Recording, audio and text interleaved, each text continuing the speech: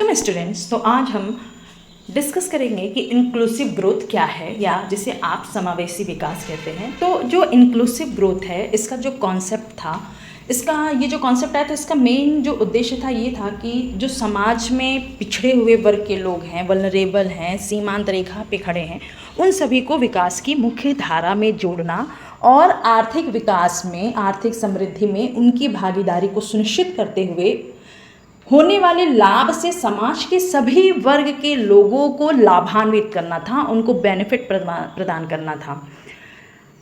जो inclusive growth है, इसका जो सबसे पहले प्रपोजल आया वो 11th 5 ईयर प्लान के डॉक्यूमेंट में था, जिसमें इंक्लूसिव ग्रोथ की सबसे पहले बात की गई थी कि इंक्लूसिव ग्रोथ जो होना चाहिए इंक्लूसिव, इसकी ज़रूरत क्यों हो पड़ी? क्योंकि जो हम जब देखते हैं अपना इकोनॉमिक ग्रोथ, तो हम देखते हैं कि बहुत ज़्यादा इनकम डिस्पैरिटी है, यानी जो समाज में कुछ उच्च वर्ग के लोग हैं, उच्च आय वर्ग के लोग हैं, उनके पास कुल धन का अधिकांश भाग है और जो अधिकांश जनसंख्या है उनके पास कम भाग है।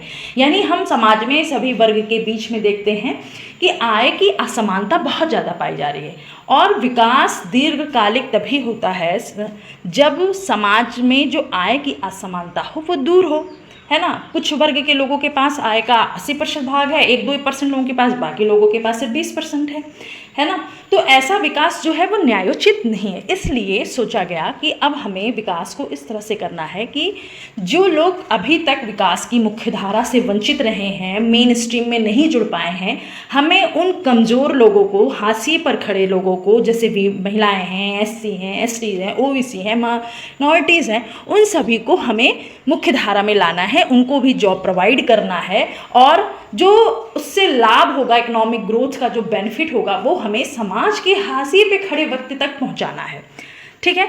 अब इंक्लूसिव ग्रोथ में इसके कई सारे एलिमेंट्स हैं, जैसे एम्प्लॉयमेंट जनरेशन एंड अपॉर्चुनिटी, रोजगार सभी को प्रदान करना, सभी को उत्पन्न करना और सभी के लिए अवसर प्रदान करना, कृषि का विकास, इंडस्ट्री का development, skill development, infrastructure and health services है, इन्वायरमेंट प्रोटेक्शन भी आज के समय में सबसे ज़्यादा इम्पॉर्टेंट हो चुका है, क्योंकि हम देख रहे हैं दिन प्रतिदिन जो हमारे पर्यावरण का क्षरण हो रहा है, उस क्षरण के कारण हमें बहुत आर्थिक नुकसान का सामना करना पड़ रहा है। क्योंकि हम प्राकृतिक जो आपदाएं हैं उसको रोक तो नहीं सकते हैं, पर हाँ उसकी बारंबारता और उसकी जो इंटेंसिटी है उसको कम करने के लिए ज़रूर काम कर सकते हैं। और प्रकृति की शक्ति से के आगे आदमी कितना भी ग्रोथ कर ले, कितना भी हम टेक्नोलॉजी अपनी एडवांस कर लें, तो हम उसके आगे टिक नहीं पाएंगे। तो हमें प्रकृति को मेन विकास के जो केंद्र बिंदु में रखना पड़ेगा और पर्यावरण को ध्यान में रखते हुए हमें विकास करना पड़ेगा।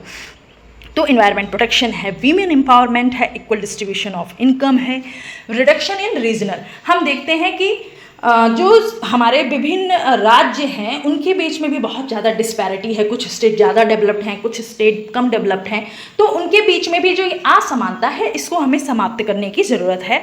तो reduction in regional disparity, industrial development and poverty reduction, तो these are the elements of inclusive growth. Inclusive growth का ही मतलब है कि जो विकास हमारा होना चाहिए उसमें कोई वंचित ना होने पाए, आय की समानता हो, गरीबी घटे, सबको रोजगार मिले, कृषि औद्योगिक क्षेत्र का विकास होना चाहिए, पर्यावरण का प्रोटेक्शन होना चाहिए। तो सारी चीज़ें इसमें शामिल होती हैं।